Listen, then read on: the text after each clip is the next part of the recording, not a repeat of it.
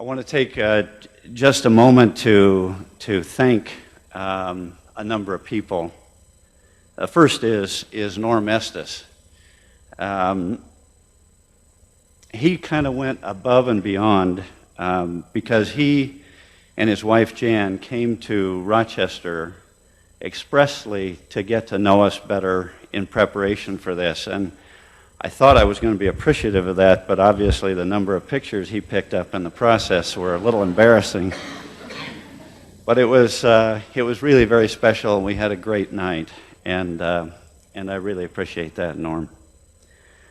I am extremely fortunate and deeply honored to have served as the president of the Western Surgical Association. From the first time I presented a paper in 1983 until I was inducted as a member 5 years later, and ever since then I have been impressed not only with the scientific sessions, but even more the remarkable warmth and genuine friendship of the entire membership. I'm very proud to be the 10th Western Surgical Association president from the Mayo Clinic, dating back to Charlie Mayo in 1904, and no, I didn't know him personally.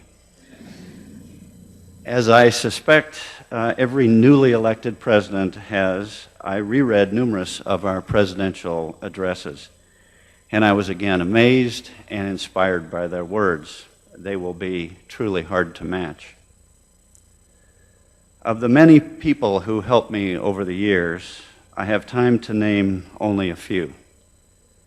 I want to thank Don McElrath and Keith Kelly, both chairs of our surgical department at Mayo, for their help and their guidance early in my career. Without question, John Van Heerden and Tony Edis had the most influence during my training and paved the way for me in my career in endocrine surgery. I owe them both a great debt of gratitude, and I'm particularly pleased that John is in the audience today. Now, as valuable as my mentors, and you've already gotten a hint of this, were two colleagues, Michael Farnell and David Nagorny. They started their surgical training literally the same day I did, and we have remained great friends ever since then for nearly 39 years. Together, we weathered the stress and intensity of surgical training in the 70s, and the subsequent growth and maturing of our careers together has been very special to me. I would also add Jeff Thompson as a very valuable, outstanding partner in endocrine surgery. We have collaborated for many years together. And finally, I owe so much to my family. Of course, it starts with my parents, two of the finest from the greatest generation. Now, also sharing those nearly 39 years, and she likes to point out each and every one of the 39 Rochester winters, is my wife, Karen. Simply stated, without her, none of this could have happened, nor would it have been as fun or meaningful. Whoops. Now, I'm also fortunate that joining her here today are my three daughters, now fully grown from where they were, Kelly, Elise, and Steph, and my son Justin. And could I have you all stand up so that they believe that it actually worked?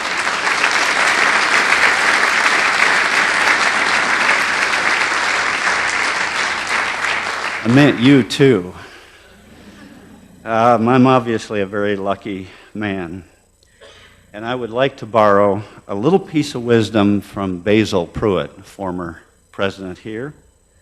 I feel like a turtle on top of a fence post in the middle of Texas. He had to have a lot of help getting there, and so did I. And now I'd like to turn to the main part of my presentation. It's entitled Four-Part Harmony from Hand Crank to Hashtags, and I'll try to make that clear. Quote, "Our civilization is doomed if the unheard of actions of our younger generations are allowed to continue." Sound like something you might have said, might have thought of, at least something like that even recently? This is an inscription on a 4,000-year-old Sumerian tablet.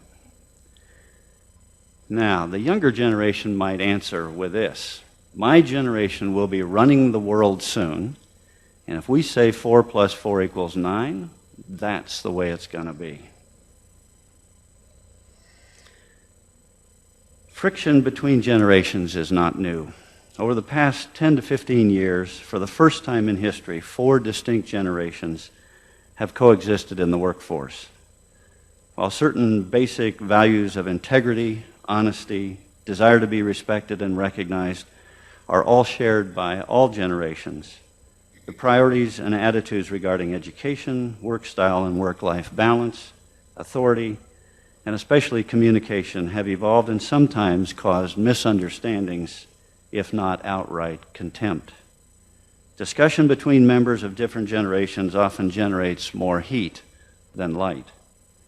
Social science research that forms the conceptual basis for defining generations, while far different than scientific methodology, has generated a prolific number of papers, editorials, presentations, and even books on the subject. Physicians in general and surgeons in particular are only now encountering the most recent generation, Generation Y, as they have worked through residency, fellowship, and have just begun to join the surgical workforce. The education and business sectors have dealt with these generational differences far more than a decade, and their assessments, experiences, and recommendations can be valuable to us. Mentoring these young adults requires us to understand the traits and characteristics of each generation, and especially to recognize striking differences that need to be bridged. Specifically for the Western Surgical Association, I believe there are imminent risks in ignoring these generational differences, but they can be converted to great opportunities by instituting some enhancements. Now, generation is defined as an identifiable group that shares birth years and significant life events at critical development stages. This leads to mutual values, beliefs, attitudes, and behaviors. At teenage, a person's focus turns from inward to outward. This is a critical time in the individual development, influenced by world events, family, especially parents, peers, media, popular culture, with formation of values, priorities, and measures of success. These opinions will influence individuals for a lifetime. Even though people generally become more conservative as they age, research shows that core generational values change very little. These differences are real, striking, and mainstream. They are not confined to just a select number within each generation. However, a couple disclaimers.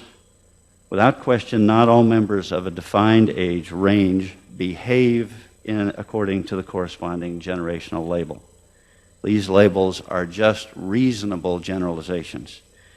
In addition, I'm a reporter, not an investigator on the subject, and I'm not intending to pass any judgments. Now, heralding the arrival to college of a new generation, in this case Generation X, was a powerful and concerning article published in 1994 entitled "The Culture of Neglect.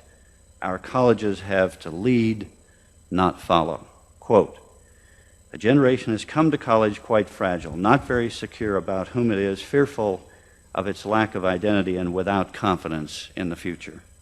It is happening because the generation now entering college has experienced few authentic connections with adults in its lifetime. I call this the culture of neglect. More children and adolescents are being reared in a vacuum with television as their only supervisor, and there is little expectation that they learn personal responsibility. We have created a culture characterized by dysfunctional families, mass schooling that demands only minimal effort. Intellectual demands placed on college students are less than they need or are capable of handling. Yet despite low expectations and standards and plenty of free time, fewer than half of all students who enter college ever graduate, and those who do increasingly are seen by employers as having learned too little. A culture of neglect demands little. A culture of responsibility demands more from all of us, but holds the promise for far greater rewards. Now, just 3 years later, the cover of Time magazine from June 9th, 1997, focused on Generation X, stating, "You called us slackers. You dismissed us as Generation X. Well, move over. We're not what you thought." Add another 3 years at the turn of the millennium when the newest Gen Y was knocking on the collective corporate doors. The CEO of Deloitte observed, "My kids have very different attitudes than I do regarding life, careers, you name it. Something is happening that goes beyond my being old and their being young." And many of our partners are sensing the same thing. In the ensuing 13 years, the relevance of generational differences and methods to facilitate collaboration drew immediate attention. Over 80% of Deloitte's external, client-facing, deal-making employees were under the age of 35. Well, let us examine the 4 generations. Now, to illustrate just how different generations can be, let's take something seemingly very simple, ordering coffee. Traditionalist, coffee with cream, please. Simple, straightforward, polite, respectful. Well, in those times it couldn't be real exotic because you had 2 choices, Maxwell House and Folgers.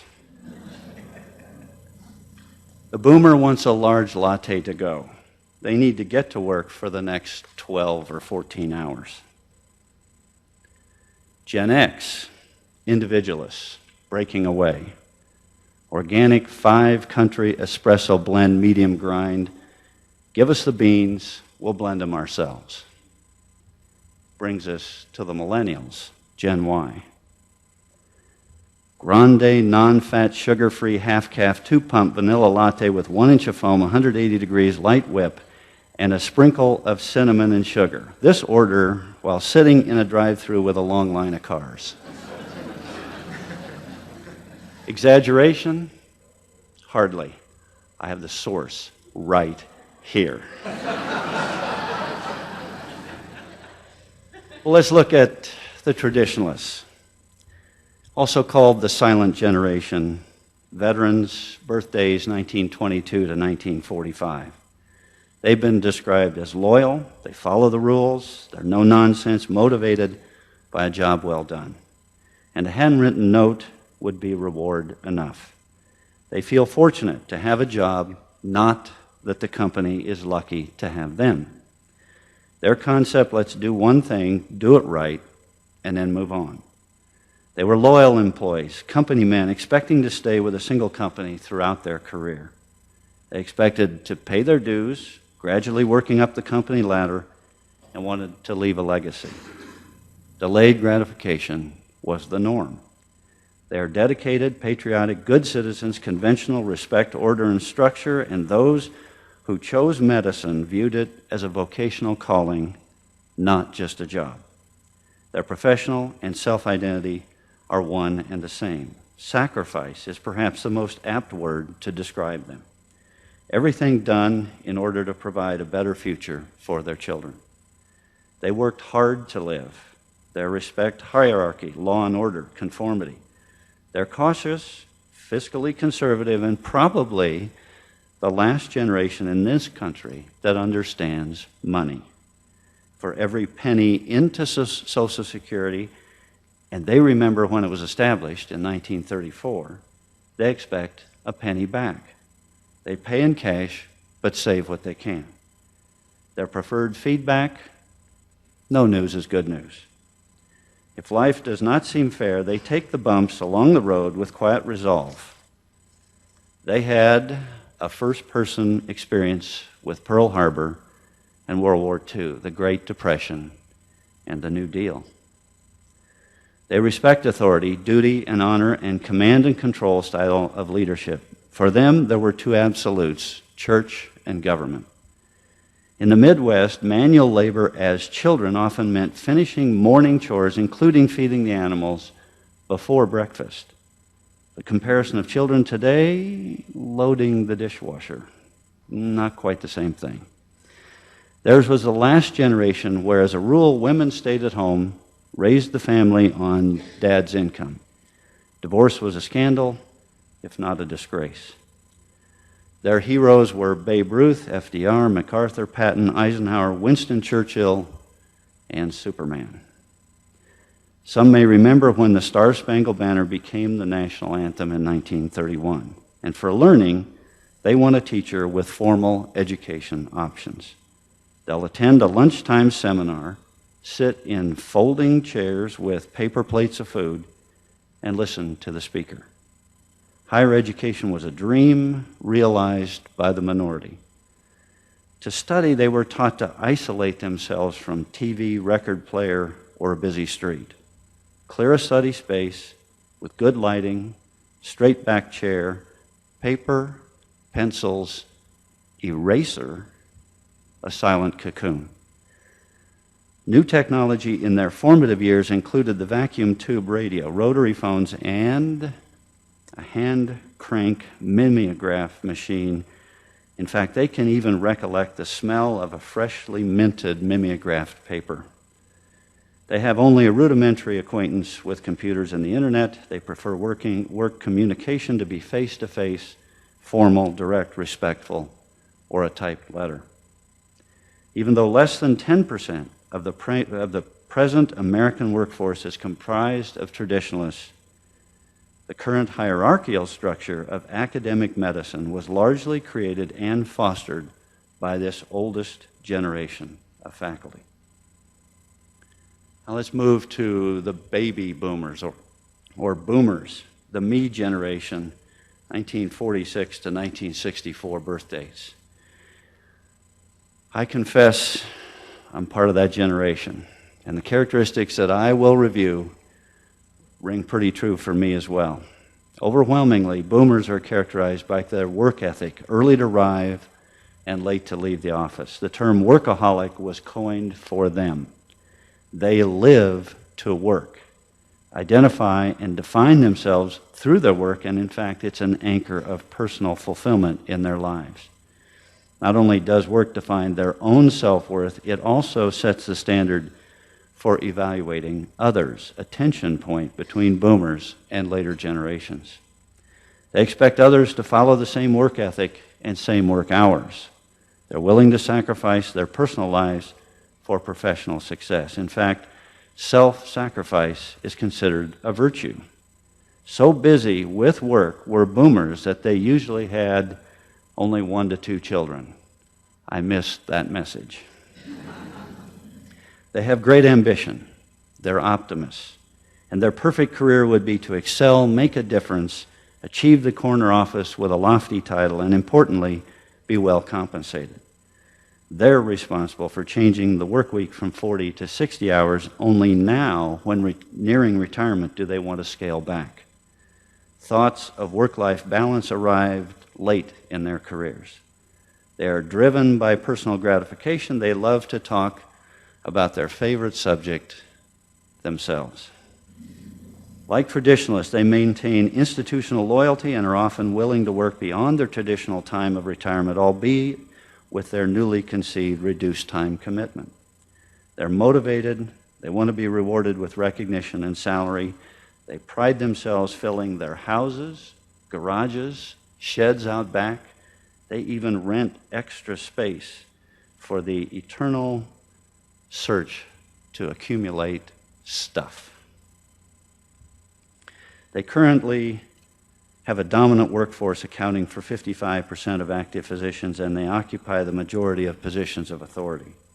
Boomers want to ease gradually into retirement, which is fortunate as their sheer mass of human capital will require years to replace in both number and expertise. They feel promotion should be earned, requiring years of achievement, respecting authority, but more a change of command, reflecting a recognition of hierarchy, but a belief in the potential for advancement. Their view of work is deeply ingrained. They may become judgmental, even passive-aggressive, and intolerant of challenges to those views. They grew up with a stay-at-home mother, hardworking father, a beaver-cleaver family, with an abundant, healthy post-war economy in a safe environment where they had the freedom to go anywhere in the neighborhood, unsupervised, and play without concern. They attended schools without security guards or metal detectors. Later, in early adulthood, when rushing to catch a plane, they could arrive within 10 minutes of takeoff and actually make it.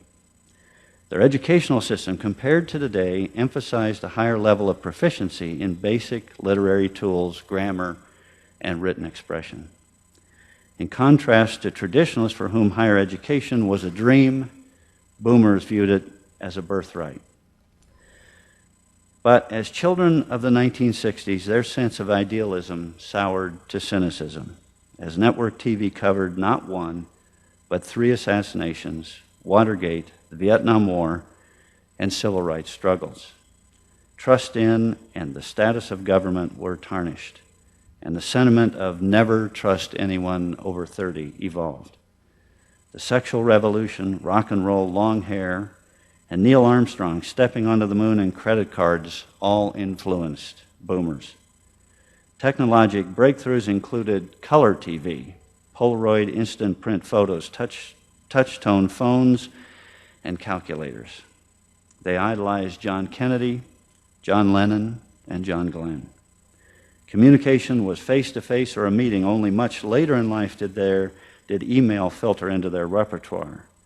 As such, they are labeled digital immigrants, Gen Xers being digital pioneers, and millennials known as digital natives. As adults, however, the boomer divorce rate skyrocketed to 50%. Families were redefined to include single parent, probably a reflection of years of work over home attitude. With aging, their emphasis has shifted to recognize more of a work-life balance, and realization of their own health has prompted increasing numbers to join health clubs and weight loss centers with the same vigor that they injected into their prior careers. How about Gen X, Generation X, Xers, birth dates 1965 to 1980. Sandwiched between the 80 million boomers and the potentially larger 90 million millennials are the much smaller 46 million Xers. Capsulizing this generation would be self-reliant and skeptical. Little wonder why, given the tragedy and scandal that pervaded their lives, a tripling of the divorce rate, Watergate and Clinton scandals, explosion of 2 NASA shuttles, church scandals, deterioration of Social Security, corporate downsizing, and dissolving of pension plans, effectively abandoning their most loyal employees. This led to a serious mistrust of anything corporate. Either single-parent homes or both parents working became common, creating a new phenomenon, the latchkey kids. They grew up with the 3 Ds: disappointment, disasters, diminished expectations. Afternoon TV included CNN with 24/7 reporting and gave them front-row seat coverage of the 1993 World Trade Center bombing. Their response, they will be back. Xers responded by developing independence, adaptability, and resilience. They seek a different path from their boomer parents of work-life balance. They view medicine as a job, and they want to limit their work hours to allow more time for personal lives now, not when they hit retirement. Xers believe their boomer parents suffer from VDD, vacation deficit disorder. They have inverted the equation. Xers want to work to live. They believe that work life and home life should be harmonized, not counterposed. They focus on developing their own skills, portable skills, to ensure their career security, as they don't trust job security. They want rapid feedback, serious mentoring, promotion, and are ready to move to a different company if the opportunity there appears better. They want instant rather than delayed gratification for their achievements rather than just for hours logged at the office. Their rewards have shifted to more freedom, time, and work flexibility. This is evidenced by the fact that 1/3 of the medical school graduates of 2002 expect to work part-time. That's equal response by women and men. They have become critical consumers, and speed is a requirement. They ushered in the technology boom of the 90s. They're tech savvy and expect the latest digital technology to be available. Their skepticism translates to holding little regard for authority, hierarchy, and loyalty is to themselves before institutions. These traits grate on boomers who have often characterized Xers as slackers, whose work ethic doesn't measure up to their own workaholic standard. Ironically, boomers seem to forget they're the parents of the Xers. And now arrives the millennials. Generation Y, Gen Y, Generation Next, Echo Boomers, all of these are labels. Born 1981 to 2000. Estimates on the number of millennials range from 75 to 90 million. The dominant influence in their lives, starting literally at birth and continuing to the present, is the omnipresence of technology. First was the computer, then rapidly they evolved to digital mobile devices. They are technology natives, so attached and comfortable with instantaneous, digital, global internet connection, it is like their oxygen. Most booted up a computer before they rode a bike, and as young adults, 70% of them check their phones every hour. They love their phones. Strangely, they hate talking on their phones. Gen Y has been described as like Generation X on fast forward with self-esteem on steroids. However, in striking contradistinction to Xers who were under-supervised, millennials were smotheringly over-supervised. Millennials' parents filled their young children's schedules with play dates, structured self-play and learning times, carefully selecting their kindergartens, but only after screening interviews of the staff and school administrators. This level of parental involvement continued through high school, even into college, earning the title of helicopter parents. Trophies and purple ribbons were awarded for participation. These were empowerment. Some would call it entitlement years. Everyone won, everyone got a medal. Praise flowed easily and regularly. Instilling large doses of self-esteem was aimed at guiding Yers toward achievement, specifically targeting the correct school's top brands and desired careers. Yers could and would question authority routinely. Mom had your back. They grew up to be socially bold, and they expressed their opinions.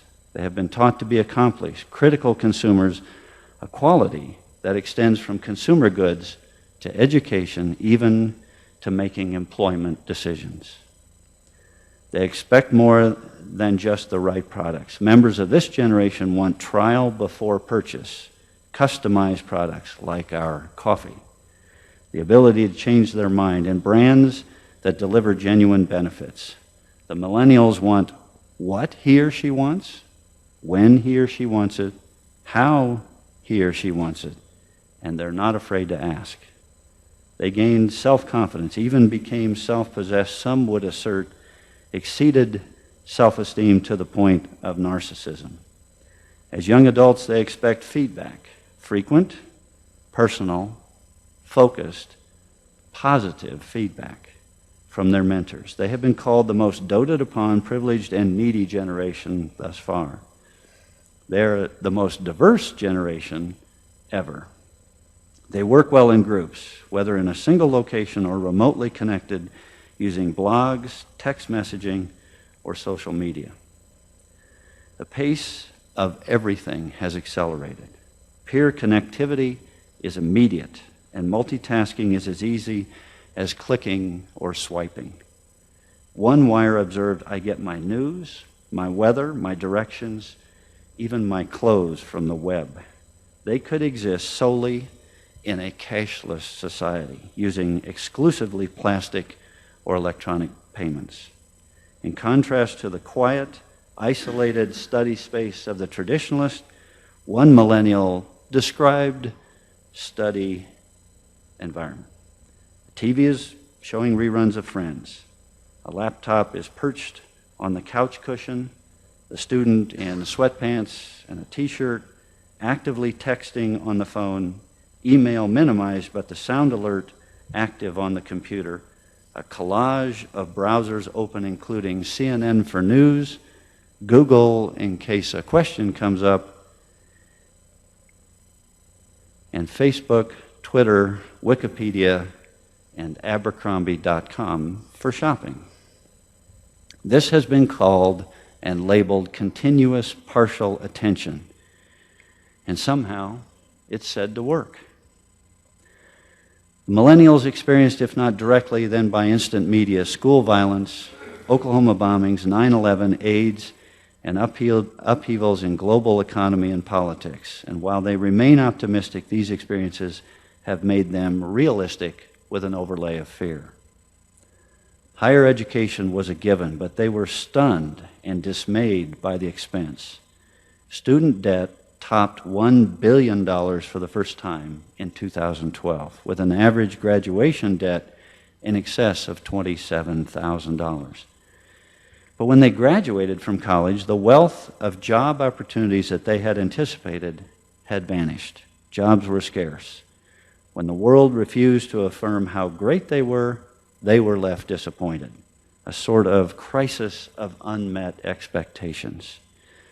Digital media has literally reconfigured their learning methods. Digital gaming, often involving multiple players remotely connected, involves a trial and error, play to learn concept. Gamers don't practice before they play, they learn by doing. And true to their upbringing, everyone eventually can win. Internet access to seemingly every conceivable answer, whether through Facebook, Twitter, YouTube, PubMed, UpToDate, or other sites, brings just-in-time learning to the fingertips of wires. They show little interest in reading, and studies show that older generations spend far more time absorbing news, literature, and fiction than this graphic-based group. Millennials turn to podcasts, narrated videos, two-paragraph summaries from a wide range of internet sites. Now, the value of information as a commodity has diminished. It's the search engine, the access to information, that matters now. However, information technology is just a tool. Millennials need to understand how to discern good information from bad and how it all fits into perspective. This is defined as information literacy. Beyond that is information fluency, the ability to grasp information literacy and apply critical thinking skills. Millennials blur the line between fun and work, blending the two, intermixing time parcel to each. Where traditionals seek lifetime careers, boomers stellar careers, and Xers portable careers, millennials strive for parallel careers. It's projected that they may completely change careers several times. They do not look at an organization to see how they will fit into it. They look at how the organization will fit into their lives. So what's the problem? Well, the Association of Academic Chairs of Plastic Surgery conducted a survey, and 70 of 98 faculty members responded that they have difficulty relating to the residents' work ethic. Business leaders have complained that today's graduates do not have the basic critical thinking skills they need to thrive. Quote, Wires prefer not to read, seemingly cannot sit and listen, and rely too heavily on a cut and paste approach to assignments. Another quote, they might be whizzes on communication devices, but their communication skills, both in writing and in person, have a long way to go. Some educators tend to view Gen Y as lazy, unmotivated, and selfish, and this view is also shared by some in the business world. Older generations perceive the younger generations as having an entitlement mentality, that they are presumptuous and want to be accommodated with their demands. To counter, the younger generation's viewpoint might be summed up in this quote. It's a whole new world out there with new playing fields, rules, and players. Your choice is either to learn this new game or continue to be the best player in a game that is no longer being played. So how do we find solutions to achieve harmony?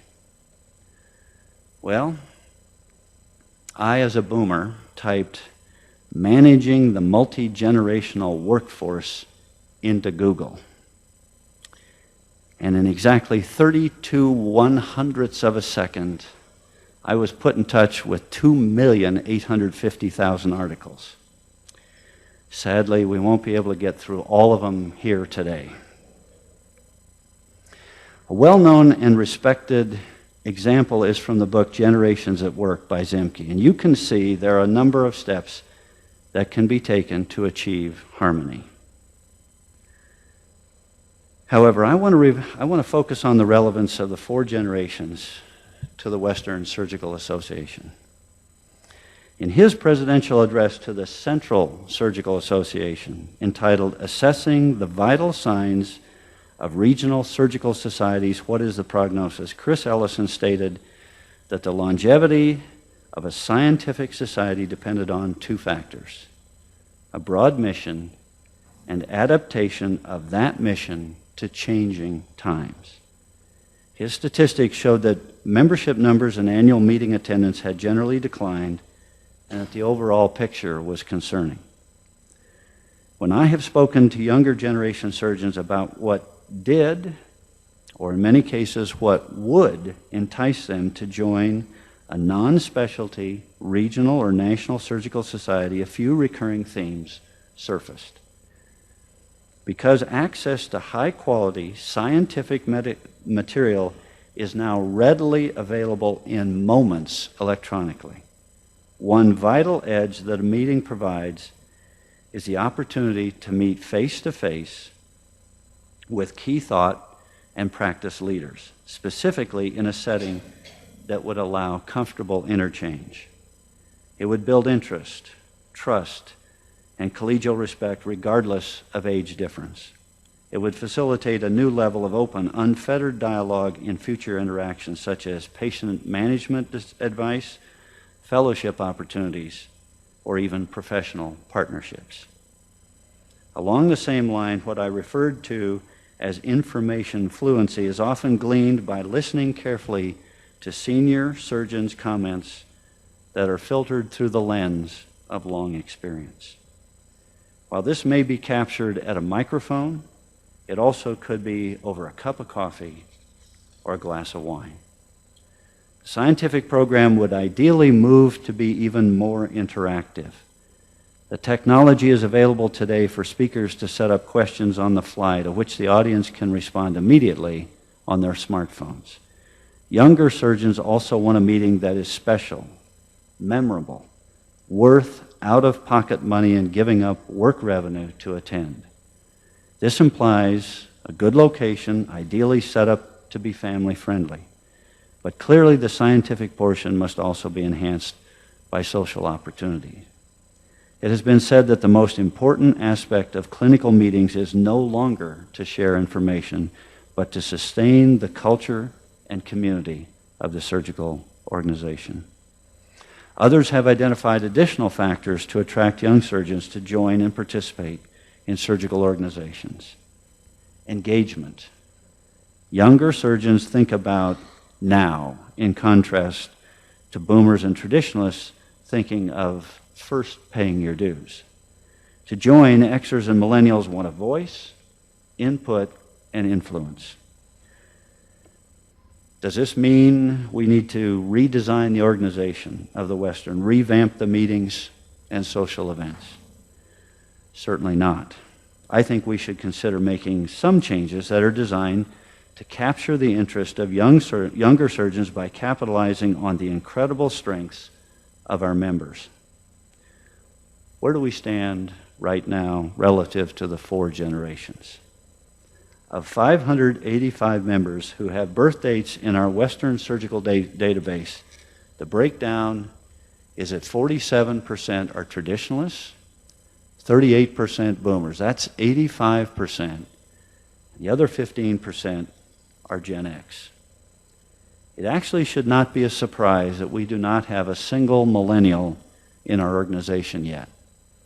The oldest millennials are only 33, often just 1 to 2 years beyond residency, perhaps still training in a fellowship or just started as junior partners or faculty. The most powerful enticement for prospective members would be for them to attend one of our meetings.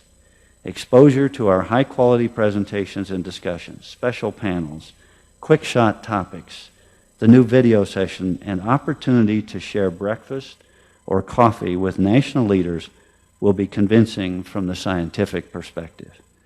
Perhaps even more powerful is the camaraderie, genuine, decades-long friendships, and plain fun that is evident to anyone.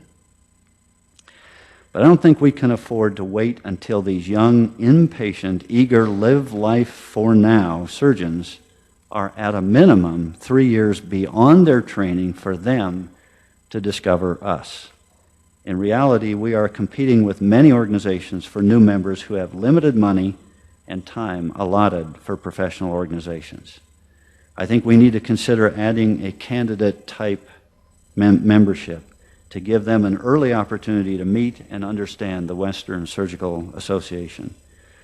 Moreover, if there is a single trait common to the younger surgeon, it is technology. We need to embrace and incorporate newer technology into our meetings and organizational structure. For many, if not most of us, this step might be intimidating. I say no problem. We can have fun with this because in return for the senior to junior mentoring in information literacy, the Xers and millennials can reverse mentor us in what we see as new cutting-edge technology, but what they think is daily communication. Interactive presentations, panels, podcasts, even, dare I suggest it, the 140-character Twitter communication should be considered. I would also suggest adding an information technology committee to our organizational structure and, importantly, select both young and mature surgeons to collaborate. Cross-generational enthusiasm and wisdom seem ideal.